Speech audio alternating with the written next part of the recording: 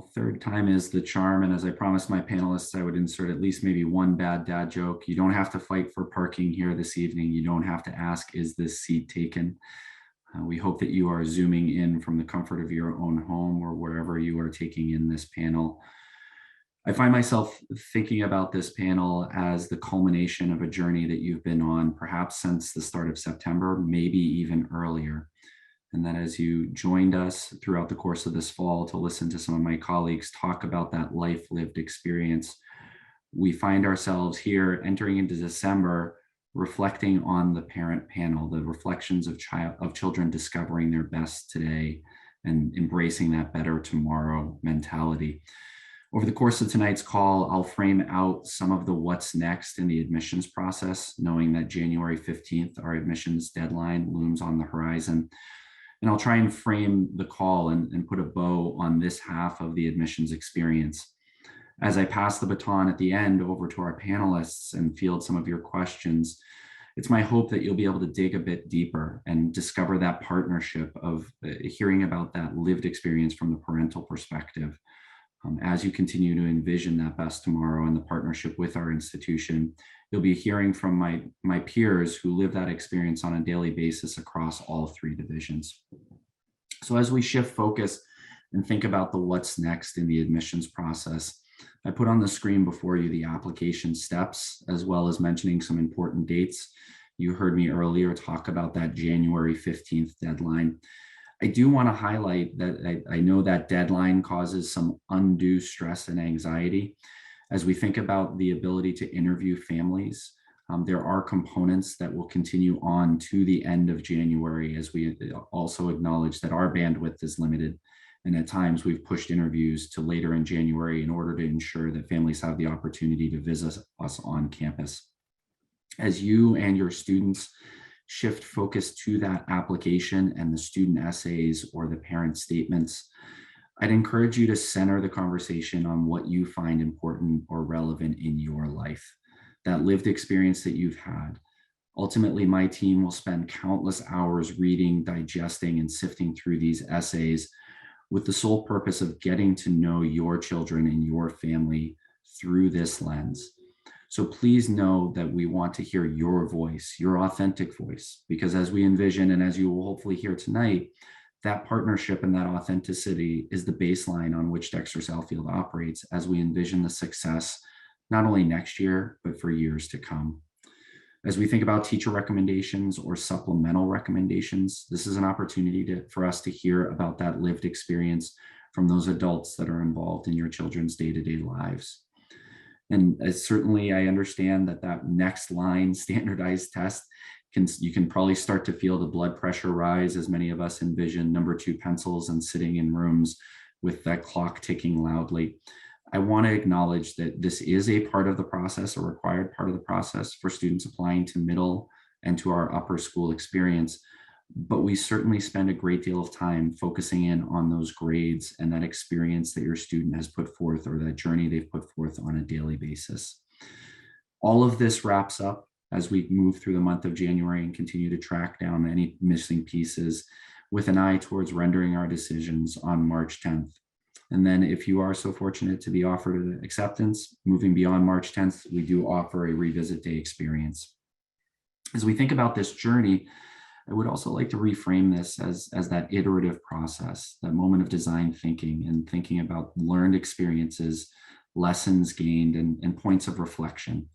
And that over the course of the admission season, as you've thought about that initial list of schools or perhaps what your child or your family is excited about, over the course of this process, my hope and my guess is that you've revisited that starting point time and time again, continuing to refine and reflect as you continue to envision that opportunity that lies on that horizon.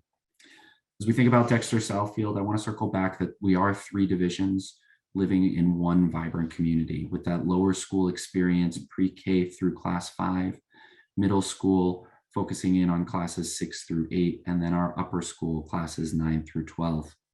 Coming in at a high level for the upper school, you'll hear our team or our panel this evening talk about those formative experiences as students continue to think about solving the world's problems, thinking outside the box, learning to compete in a variety of different forums, not just on the athletic field, but also in the world of academics. As we focus in on the middle school transitional experiences, it's about partnering with students as they begin to take a step forward and make those decisions. How do I conduct research both externally as well as internally, reflecting on what I care about, exploring their passions as they pursue the arts, athletics, and those relationships that they will build over the course of their career. And lastly, landing on that foundational experience, we do believe in developing that firm foundation upon which we build. As we focus in on the lower school, you'll hear about developing that sense of joy, wonder, curiosity, all of those frameworks that really feed back up the ladder as we envision the output on the back end as we think about graduation. It's about developing relationships and providing a warm and welcoming community. And it's also about partnering with parents. So as I continue to frame out this evening's call, over the course of tonight, it is my hope that you'll learn more about that partnership. As we welcome you into the lives of parents who live this on a day-to-day basis, you'll hear about partnership with teachers, supporting parents as they understand where their children are looking to go with their Dexter Southfield experience. What passions have they discovered during their time with us? What windows into their lives can we afford? But it's also about that partnership as you develop a peer group amongst other parents of the Dexter Southfield community. And as we welcome families in, I want to underscore that family and knowing that you are becoming part of that Dexter Southfield family as you join the community on the back end of this admissions process. And ultimately, you're going to blink, and soon enough, your children will be departing Dexter Southfield, heading off into a university or an institution of their choosing as they envision that better tomorrow. So with that said, I'd like to welcome our panelists, Mona Marimo, Brad Singh, and Shannon Snowden, as they light up their cameras. For those unfamiliar with the call format this evening, there is a question and answer button at the bottom of your screen. I will be fielding questions and sending them off to our panelists. But with that said, I'd love to throw it to Mona and passing it then to Brad and then on to Shannon to introduce yourselves, framing out your relationship with Dexter Southfield, and then perhaps sharing your Dexter Southfield why. Panelists, thanks for joining us this evening. Mona, I'll throw it to you first. Hi, my name is Mona Marimo. I live in the town of Wellesley, and we have 3 children at Dexter Southfield now. Our oldest is in 4th grade, and then we have a son in 1st grade, and their little sister just joined them, the caboose, in pre-K. And for the first time ever, we have all 3 kids in the same school. So I'm particularly happy with Dexter Southfield this year. We started off our elementary school journey in the local Wellesley public school system. But my husband and I had gone to private school, and there were just some other considerations that we had. And so we transitioned our oldest to Dexter Southfield when she was in 2nd grade. And so we really experienced that, welcoming process for a child that was new to the school. And we're fortunate that that transition happened before COVID as well. So now, fast forward 3 years later, we have all of our kids there, and, they're all really different children, but I find that Dexter Southfield has had something for all of them.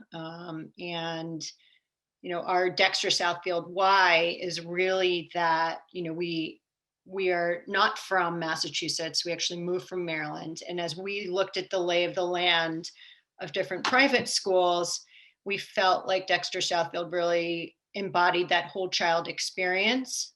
The academics are rigorous, but there's also sports and STEM and this exposure that elementary school students have to all of the resources that the middle and the upper school have. And the facilities that you might not see in an elementary school because it is a pre-K through 12 facility. So really that whole child experience was our why, and we could not be happier with our experience. So hopefully hopefully that is a good overall summary of our why. I feel like there's so much more I could say. Maybe I'll answer in questions later. Thank you, Mona. I'll pass that to Brad. Hi, everyone. My name is Bharat Singh. I actually have 3 children at Dexter Southfield. My son joined 4 years ago. He's now in middle school in 7th grade. My oldest, she's in 9th grade in upper school now, but she joined when she was in her 7th grade. And my youngest joined in the midst of the pandemic last year in 2nd grade, and she's now in 3rd grade. I actually did go to a private boarding school in India, which is where I grew up, but I've been in the US for 25 years. And my wife, she grew up in a small town in northern Colorado and went to public school. And we lived first 15 years in Cambridge. And since then, we've moved to Wellesley. And all 3 of our children actually went through the public school system in Wellesley. But our son was the first that we actually moved to Dexter Southfield in 4th grade. And the primary reason for that was he needed a lot of structure. And we felt that he was not getting some of that structure in the public school system because the class size was significantly large and he needed more personalized attention. He's a very social child, tends to have a ton of friends, and is happier, distracting other children or having fun versus, focusing on academics. So we wanted to have that balance for him, which was, a strong academic rigor and base, and at the same time balance it with sports and athletics. And he's a very strong hockey player as well. So Dexter was a great fit. And then over the last 3 years, we transitioned both our daughters in as well. And again, like Mona said, all 3 of our children are very different. One of our daughters is very academic, very focused, whereas the other one is an introvert and tends to get lost in a crowd. So we felt that the personalized attention that we had seen our son get at Dexter over the first 2 or 3 years really differentiated Dexter from some of the other schools that we looked at. And eventually for our oldest, she did get accepted to multiple schools, but we let her make the decision because we felt, in 7th grade, she was old enough and, had a mind of her own and knew what she wanted. And she picked Dexter Southfield, and we were super happy because we ended up, eventually with all 3 of our children in the same school, and it's just made our life a lot easier. But personally for me, I was dreading having to go through multiple scenarios of, having to move schools if necessary, if they'd pick something else that might have ended in 9th grade and then having to reapply. So for me, I'm just super psyched that all 3 of our children are in the same place. We don't have to go through this process again, and they're getting absolutely top quality education. And Shannon, I'd love to. Am I up? Yeah. My name's Shannon. I just have one in the upper school daughter who's a junior. She started in 9th grade, and we came at it from a little different perspective. Neither my husband nor I ever went to private school, and no one in our family, it wasn't even on our radar at all. We ended up going for a tour based on a coach's recommendation who wanted her to come there. We went and were really just so wowed by, the campus itself is unbelievable to begin with. You see the Hubble telescope, you see the facilities. It's definitely, that's impressive, but that is not the only reason we decided. Then when we went and listened to Todd Vincent talk and to Brian Bloomfield talk, and one of the 2 biggest reasons why we're really swayed, because our daughter she plays sports, but she's also very academically focused. She would have been fine going through the public school where we are. We live in a very well-respected public school system town, but she would have been a number with blinders on, going through with blinders on. She would have gotten good grades. She would have played well at sports, and that probably would have been the end of it. So what I love about Dexter is they make space within the school day to create opportunities for the kids to discover other passions and figure out other things they want to do. And so those gray blocks throughout the day, she can go and take knitting class or do guitar or explore things that she wouldn't make space for herself to do if she was going somewhere else. And also they spoke about the failure as fuel for growth. Again, she's pretty academically minded. I love that there's other adult eyes on her that are going to make sure that she's creating some space for other things, but b, pushing her and letting her know that that's okay. Not only is it okay, it's actually a good thing to force yourself a little outside your comfort zone. And then if that works, great. If it doesn't work, then build some resilience and pick yourself up and figure out what the next step is. And I'd rather her learn that now than just go through the system and getting good grades and playing sports and nobody really paying attention, and then never really feels that pressure that she realizes that she can rise above or bounce back from. So really, as a parent, knowing that she was going to create space for the whole child in addition to the academics and sports was why she, like Bharat, I let her pick, but I was glad that she picked Dexter for those reasons. Thank you. That was a great kickoff. And I think all of you touched upon some similar themes. Knowing that we're talking to families that are exploring the transition or making that leap, and that leap can feel a little bit uncertain. And I think each of you touched upon that decision-making process. Maybe if I could pass it to you, Shannon, first, and then we'll work our way back down the line as far as being welcomed in to Dexter Southfield or transitioning in, and each of you hit upon transitioning into the school at different divisions, some of you with multiple children. If you could maybe reflect upon how the school welcomed not only your children into the community, but welcomed your family into the community. So Shannon, maybe I'll pass it to you first, please. Sure. I think Dexter's communication is great. Obviously there's email and there's all sorts of, they're in constant communication in that way.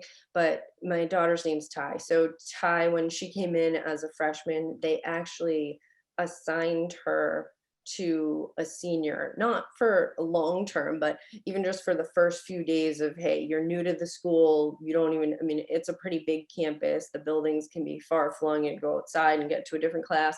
And they assigned her to a senior who basically like walked her around and showed her the different buildings and classes so that she felt comfortable and wasn't so unaware of where she was supposed to be going. I know she really appreciated that, even if it was just for a few days to get her on her feet and feel more comfortable.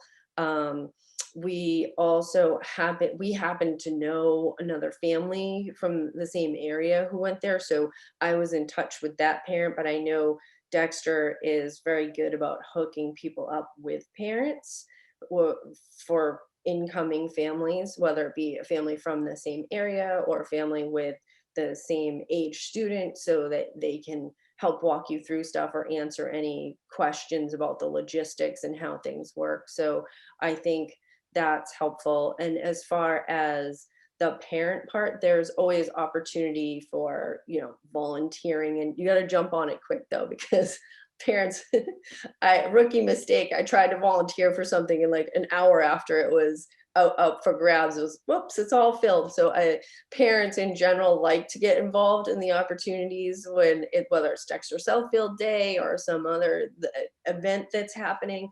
But there are opportunities for parents to come in and get involved in the things at school as well. You just got to jump on it quick because a lot of people like to do it. Brad? Oh, sorry, you're still on mute. Sorry about that. No worries. I definitely echo everything Shannon said, including, our children each having almost like a student sponsor within the school that helped them settle in and us as a family having another family in the community, just talk to us before the kids started school, which was great. But most importantly, all three of my children very quickly built their own community within their classes within the first 2 or 3 weeks after they started. So that initial transition when you're a little worried, will they make friends? Are they going to feel comfortable? Are they going to like the environment? All of that went away really quickly for us. And what I've seen as our children have kind of progressed through different grades is that those same children that they built a community with have now become like their student buddies that they do assignments with. They'll essentially be on like Zoom with them while they're doing their homework. And often I'm like curious to see if they're, just chatting or, just talking about stuff, but no, they're actually doing their work, which is amazing. And it's funny that in the, post-COVID era, children are just,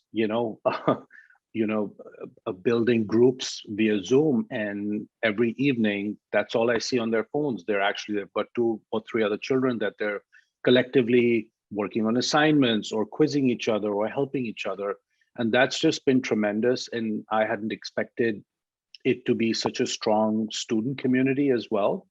And from a parent perspective, we came from public school, and we didn't really know. I think we knew like one family at Dexter, and I feel like today I know almost half the parent community at Dexter, which is great.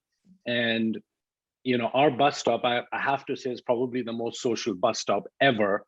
Everyone gets out of their car every morning, shakes hands, just talks about stuff, and there's all these chat groups and dinners, and I mean, it's unbelievable. So, that also really helps because it makes us feel welcome and, part of the overall fabric. And, we have recommended Dexter to numerous friends that want a more personalized experience for their children. And again, depending on what the child is, I feel like Dexter has that focus on each individual child. And that's been great, for all three of our children.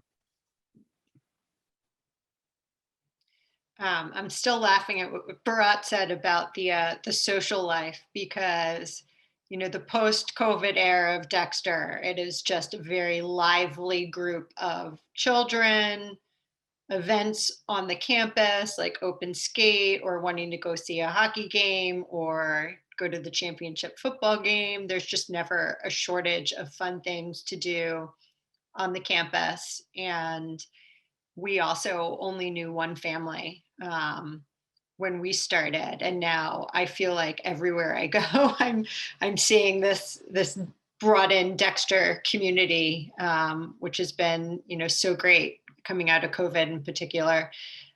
We switched our daughter, like I had said, our oldest, when she in second grade, and her teacher, Miss Miller, if any of you have met with her, she really was one of the reasons we chose Dexter. She been a teacher for, I mean, most of the teachers who've been there for such a long tenure. And she really, promised us she would look out for Mia, and she kept her word. I mean, we got messages in the beginning about what she was eating and who she was friends with, and just photos of her. And to this day, she's in fourth grade and she still sees Miss Miller and they give each other a big hug. I mean, it was just such an amazing relationship. And the community at the time too, it was pre-COVID. But once COVID hit and families were still trying to keep children together, there were so many parent text message chains of all of the families, Facebook groups created, all these new apps to keep the girls connected. It's definitely a group of families that believe in community and want to all be integrated together. So, and from a parent perspective now, I think that, we've started to take over things like being on the parent association, hosting the parent meetings. There's really an opportunity to be able to get as engaged as you want to get engaged, or just sit back and enjoy all of the opportunities and the events that you can attend. So, And Mona, I'm going to throw this next one to you as far as you touched upon that communication or that open line of dialogue, and fully acknowledging that as we work our way up to Shannon and Brad are operating at the high school level where that there is that transition and that conversation does start to center more and more on the students. So as we get more to the high school level, perhaps, Shannon and Brad talking about the relationships that you've seen your children develop with adults in their lives, as they continue to own their experience. But Mona, maybe if you could start us off in talking about that line of dialogue and how do you get in touch with the teachers? How do those educators give you windows into helping support that growth and development that your children are experiencing, and that partnership with the school? So maybe. Yeah, I think there are different lines of communication that Dexter Southfield really excels in. There's the high level communication, from Mr. Vincent, that we receive from the whole school and the direction of the school. And that's consistent and concise, always very focused.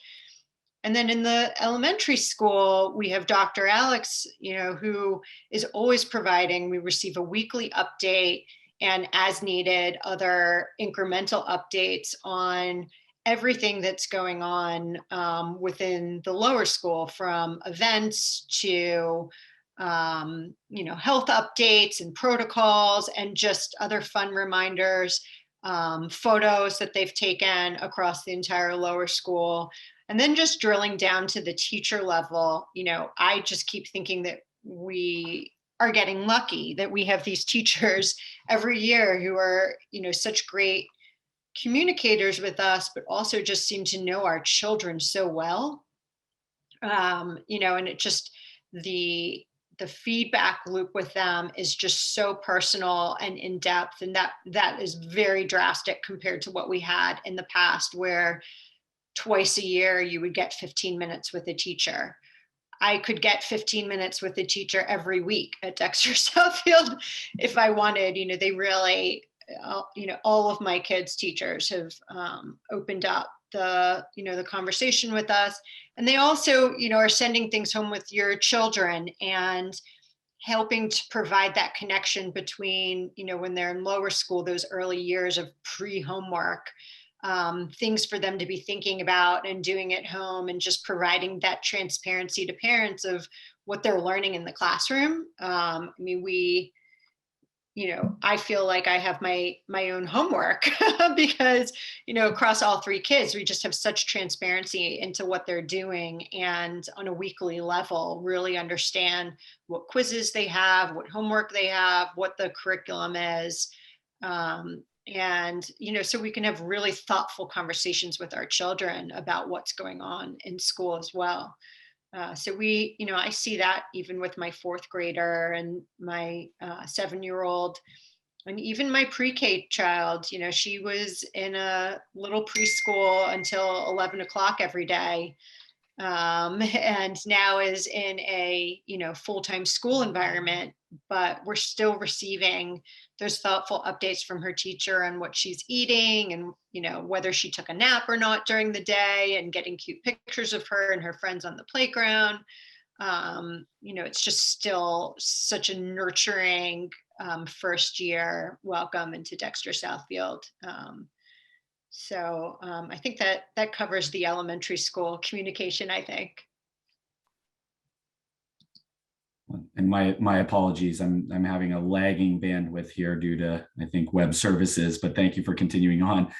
Brad, same question to you as far as the communication channels as you work your way up. Yeah. So, and I've said this before, is all three of my children are very different. I've got my oldest is a straight A student. We get great feedback on her, which is important because typically you wouldn't expect to hear from teachers or other members of the staff, just because the child is just basically a straight A, is very academically focused in honors classes, but we actually do hear back even feedback which can help her outside of just the academics. Maybe she, needs to be a little bit more interactive in class, or, whatever the case might be. So that's great to hear, because, most people would just kind of focus on the grades, and that's not really the case. We actually do get feedback on stuff other than grades, which can also help her be a more well-rounded student. And then, one of my children is quite introverted and is happy, just reading a book or just doing her assignments or not really raising her hand. And we are working very closely with her teacher to kind of help her come out of her shell and be more of a team player, in the student groups, as well as within her class. So for all three of our children, we actually get tremendous feedback. And each of my children are at a different point in the academic scale. And it's pretty kind of evenly dispersed on the spectrum. So, we have a pretty open kind of communication. Oftentimes we'll literally get emails on a weekly basis that, one child didn't do so well on a quiz. The teacher is going to allow them to kind of redo the quiz. Can we please work with them to prepare for the quiz, and hopefully try and get a better grade, which is great to hear that, teachers are actually communicating some of that stuff versus us just getting it in the report card at the end of the semester. So, so that's, some amazing feedback just on an academic basis, but then on an extracurricular basis as well. One of our children wants to be a doctor, which is great. And, we have talked to members of the several teachers at Dexter about some of the programs, the shared, Harvard med school program, which our child is very interested in. And we're hoping that that can actually be something that they can, look forward to, because we're actually starting to talk with the teachers about it now and put them on that track, so that when the time is right, they can actually, benefit from it and kind of enhance their overall learning process outside of the classroom.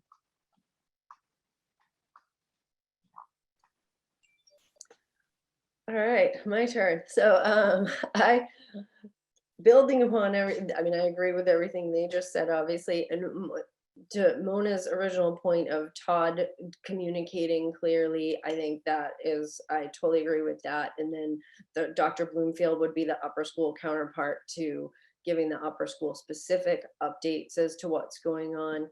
I think at the upper school, it is, my daughter didn't go there in lower middle school, but the upper school it's more self-directed in terms of the communication with the adults, but they do specifically provide space for that. So going back to what I mentioned, one of the reasons why we sent her there with those gray blocks that they create space throughout the day, whether it be to go to a club or have a conference with a teacher, or just have a mental break in the midst of all of the classes.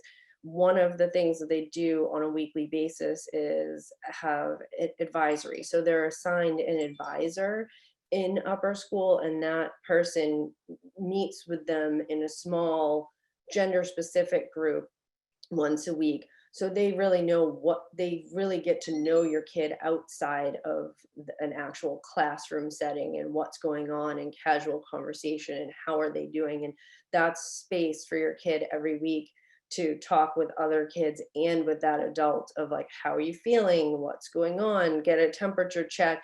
If there is something that needs to be worked out, that person is an advocate for your student. My daughter's a junior. There's only been a couple times throughout the 3 years that I've even had to talk with the advisor about something that was a struggle or an issue.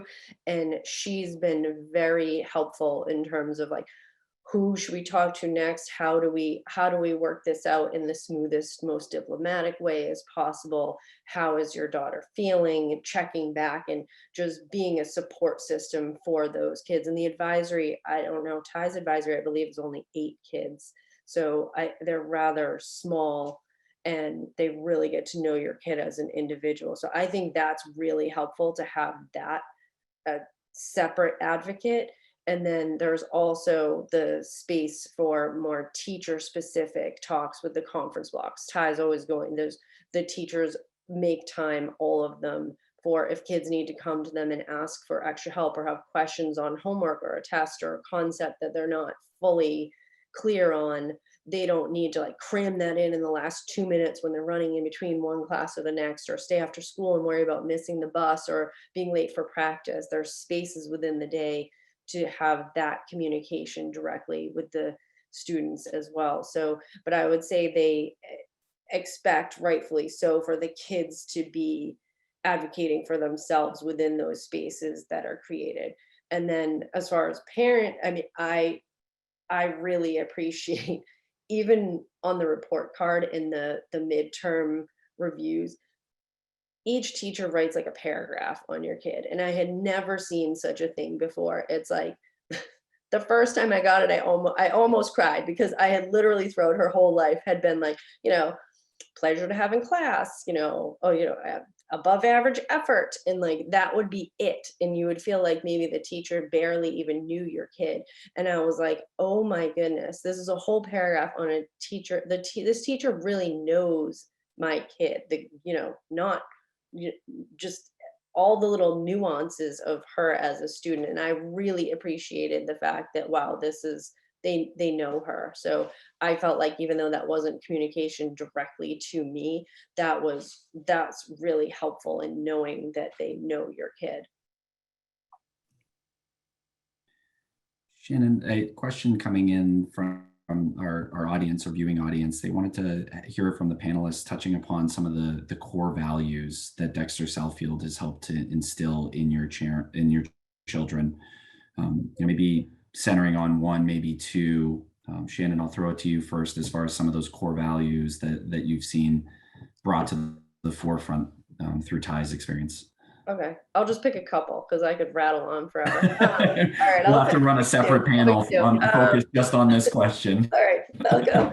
Well, one, I would say community is huge, and that is, I think, is fostered all the time, whether it be Dexter Southfield Day or always in talking. It's all about how are we all together and we're better together, and it's even the mix between or among the schools. I think it's so cute to hear. I mean, my daughter, this isn't her specific Spanish class, but another block of Spanish class goes and reads Spanish books to the lower school children, and they just think it's the coolest thing. And my daughter's kind of jealous that her Spanish class doesn't do it. And Todd Vincent tells them how, sometimes the lower school students will go to a football game and they want autographs from the football players or whatever the sport may be, but that the lower school kids kind of look up to the upper school kids, and some of them even to the point of like they're little mini celebrities, and they're just this whole like back and forth loop. And the upper school kids are really take that role model responsibility seriously because they think that's great too. And to Mona's point before of like the parent association, you can get involved as much or as little as you want, and there's so many opportunities to get involved in that community, but it is very much fostered that like once you're there, hey, there's a wealth of opportunities to get into that. And then the other thing I would say is really the independence and the character part of it, which I know everybody talks about ethics, but Dexter really walks the walk with that. And then also they try to really, for example, with the public speaking, they try to have the kids be model citizens and so they're required to do public speaking from, I don't know if that's true in middle school, but all throughout upper school it is. And that has been super helpful for my daughter specifically, and I would imagine for most kids, but it Dexter's really helping to build them into these independent adults who, when they go out into the community, are good humans contributing in some way. So I would say, yeah, community and character would be the two I would pick, but I I don't want to take them all, so I'll give somebody else.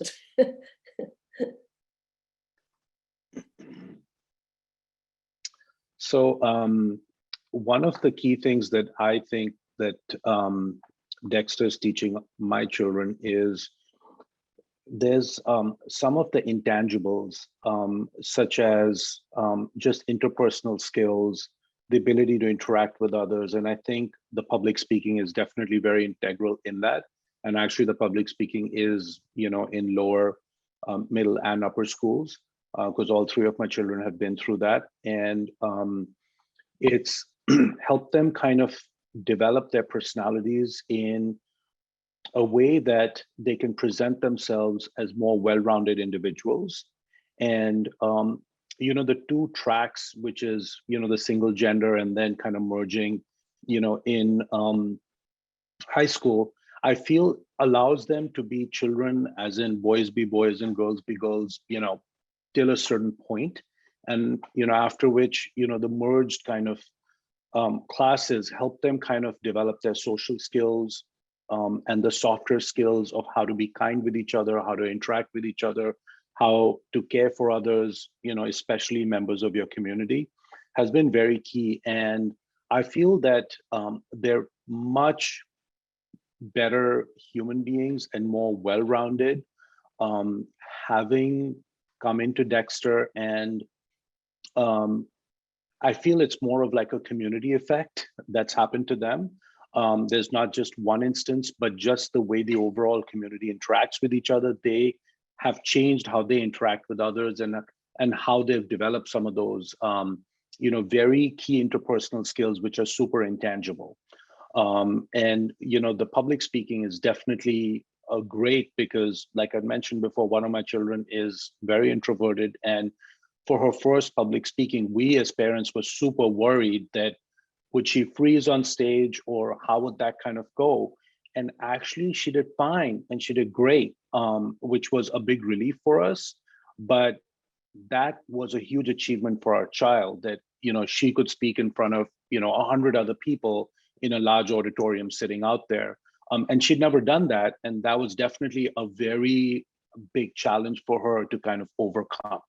So yeah, so I feel the intangibles of those very fine interpersonal skills that sometimes often cannot be quantified, is what I've seen all three of my children really build and become very strong at Dexter.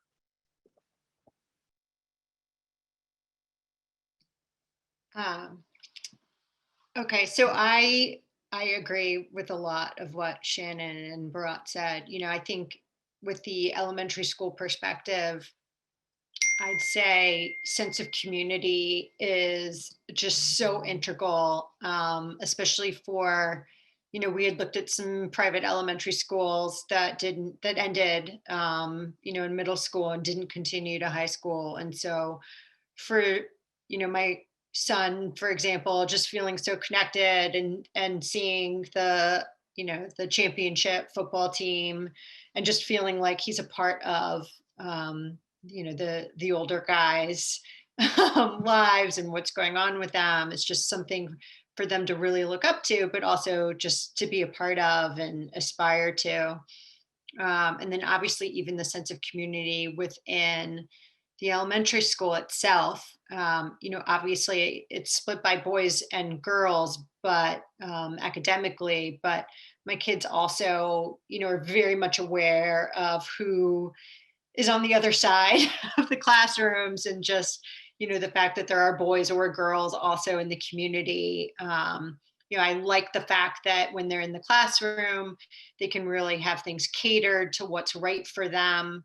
But that from a social emotional perspective, like they're still getting the exposure to that broader community, and and being in a co-ed environment at the end of the day, with the benefits of single sex education.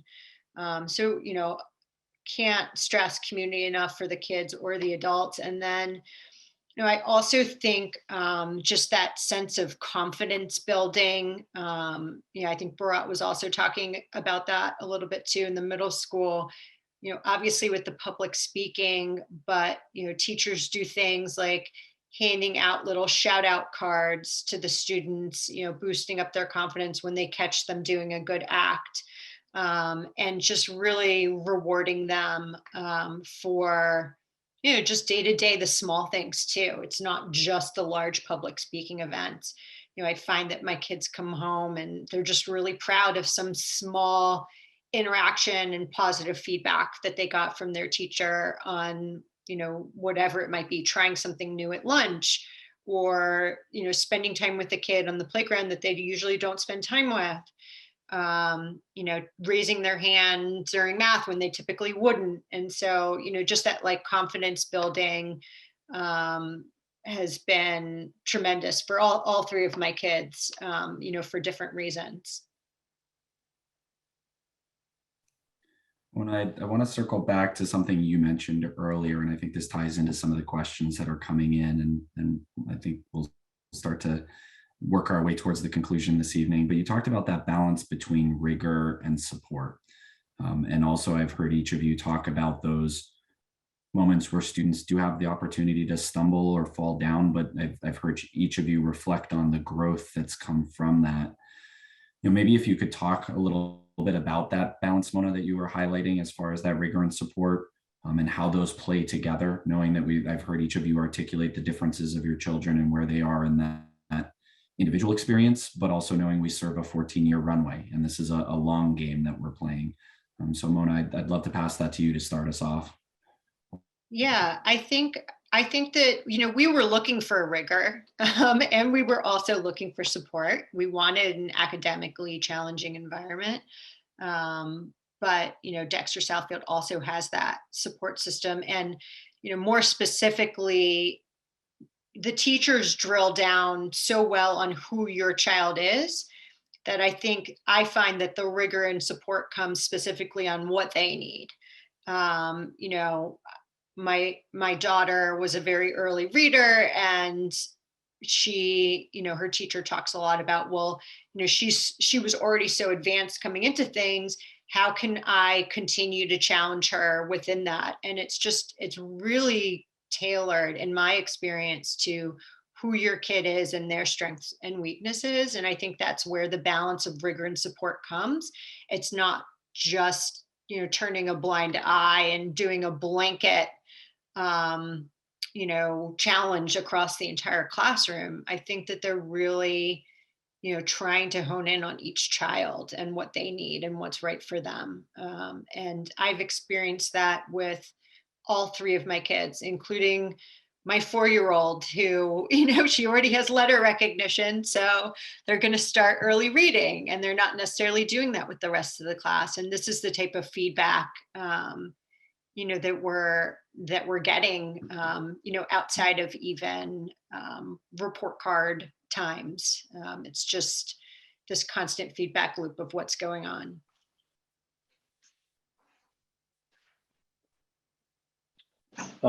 I can just pick up on that a little bit as well. So we had a unique scenario. My daughter, when she essentially came into upper school in 9th grade, she had the option, to pick some of her classes, and she was recommended for honors classes for a few different subjects.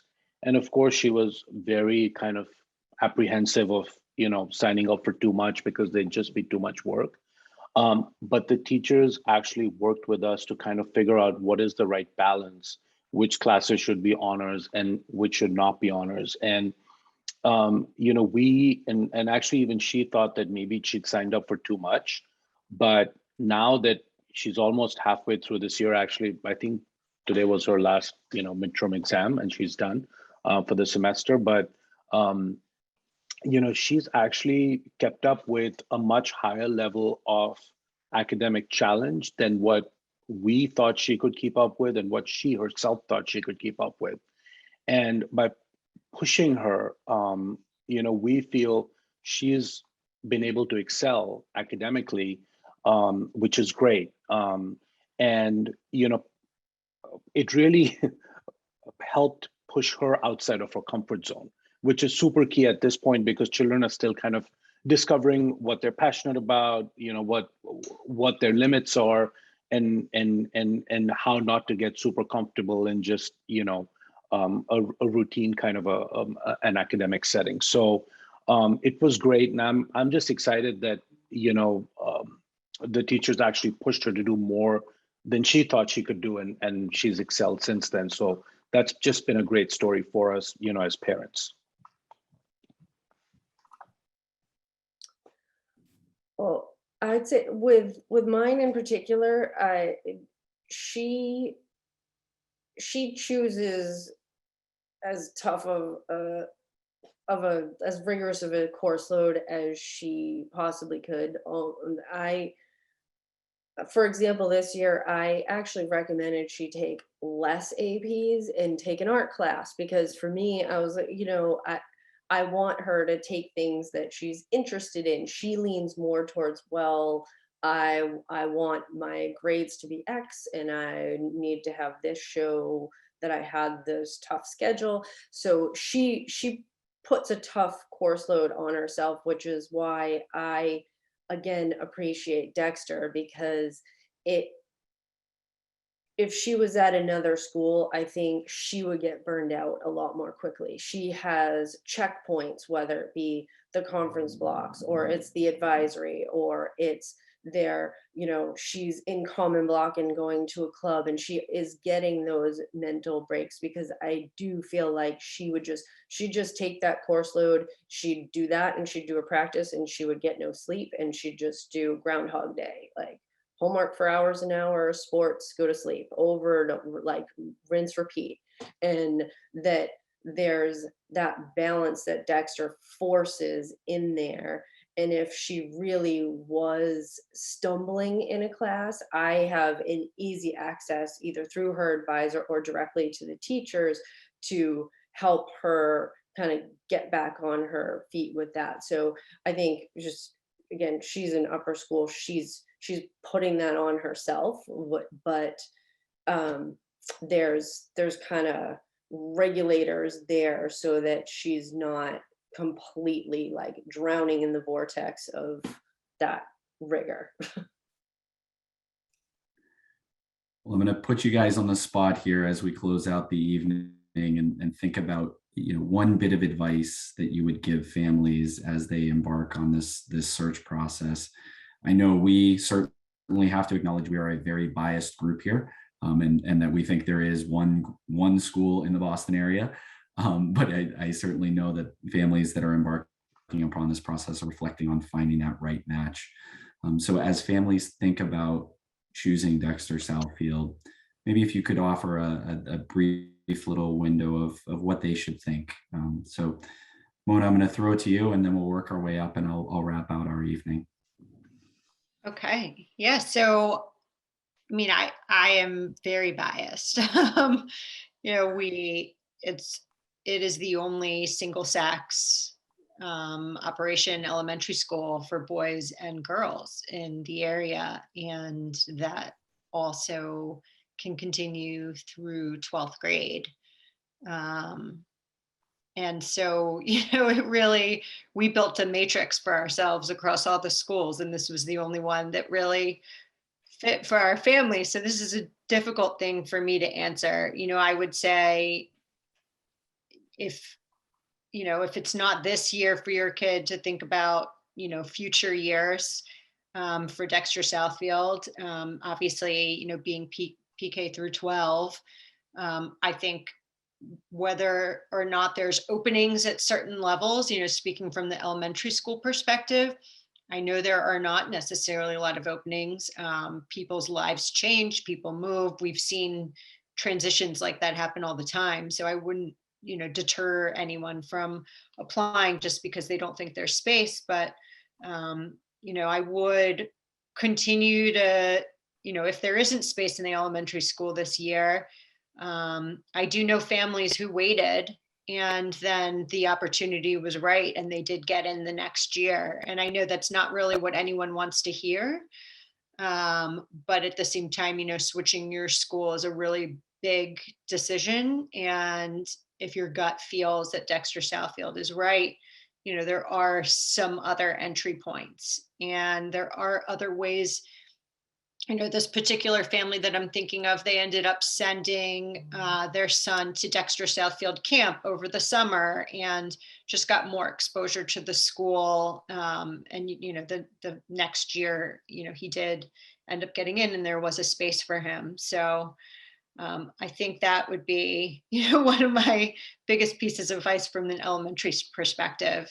That it's sometimes it is a waiting game. Yeah, I mean, for us, I think just the way that Dexter Southfield is set up, is probably the only school at least in the Boston area, where you've got the single sex that eventually merges, in high school, through the very formative years of lower school and then middle school. Boys and girls learn at a very different pace, and they're all, kind of exploring different things, and that unique structure of the two different streams that eventually merge together is just a great setup for success for the children, because they can initially kind of build their foundation, and then eventually build their social skills once they're all together in high school. And I'm seeing this happen right now with my children, and it's just a great setup for future success. Yeah, and I would just say that I think that it's sorry, I just lost my train of thought for a second. With the Dexter specifically, it's there are private schools that are going to get you like totally blinders on, academic pressure cooker, and then it's like other things are going to fall by the wayside.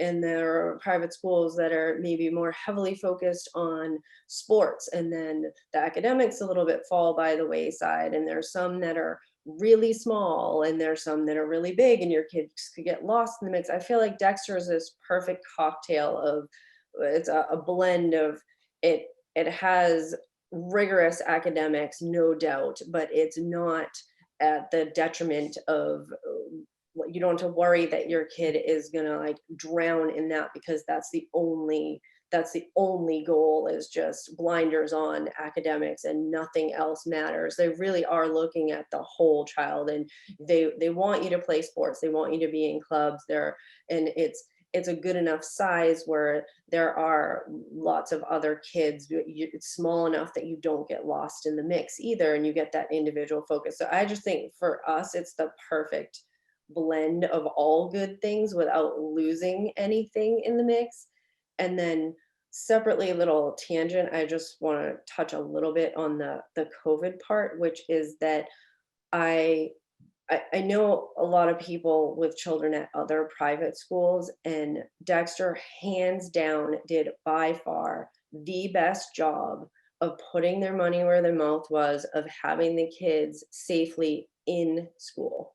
So a lot of schools, most schools, realized pretty quickly that the remote thing was not cutting it, and hybrid was failing, but a lot of schools said, oh, we're realizing now, social emotionally, it's so important for kids to be in school. But a lot of those schools really just gave it lip service and didn't really do. Dexter went above and beyond to really figure out, and they did it successfully and safely, kept the kids in school. And I feel like that was so important for any of the kids my daughter knows, and most certainly my daughter. And I can't even tell you how much I appreciate the amount of effort that was put behind, like standing behind their words and keeping the kids in there, because it made a world of difference. Yeah, absolutely. I agree. 100%. Well, thank you all. And my hope is that I don't freeze as I try to embrace the unenviable task of closing out this amazing panel. My hope is that for those on the call, there was a continuation of themes and conversations and points that you've been gathering over the course of this journey. Certainly acknowledging that we have three amazing representatives of that lived experience. but that we are representing the 1,020 plus students that live on our campus on a daily basis, representing our educational colleagues, and then the parent body at large. And then we have yet to even touch upon the alumni population that exists as part of that Dexter Southfield family. So as you think about the experience, please know that the constant remains Dexter Southfield's steadfast commitment to really focusing on the child first and foremost. And I would be remiss if I didn't echo a phrase or a challenge that Todd Vincent puts before the senior team before each and every meeting as we reflect on the decisions that we make, how they impact the lives of children, how we seek to improve the experiences, the life lived. That it's our charter to help deliver that best today as they look forward to that better tomorrow. So we look forward from the admissions team to all of you on the call. We look forward to partnering with you over the course of this journey. If we did not answer questions that you have, please feel free to reach out to us. We stand at the ready to individualize this experience through the course of your exploration. We thank you for joining us. We wish you a safe and happy holiday season, and we look forward to seeing applications on January 15th as we get to know your family better. Thank you to the panelists for giving so generously of their time. Thank you to all of you who joined us on the call this evening. Have a great night. Happy holidays, everyone. Bye.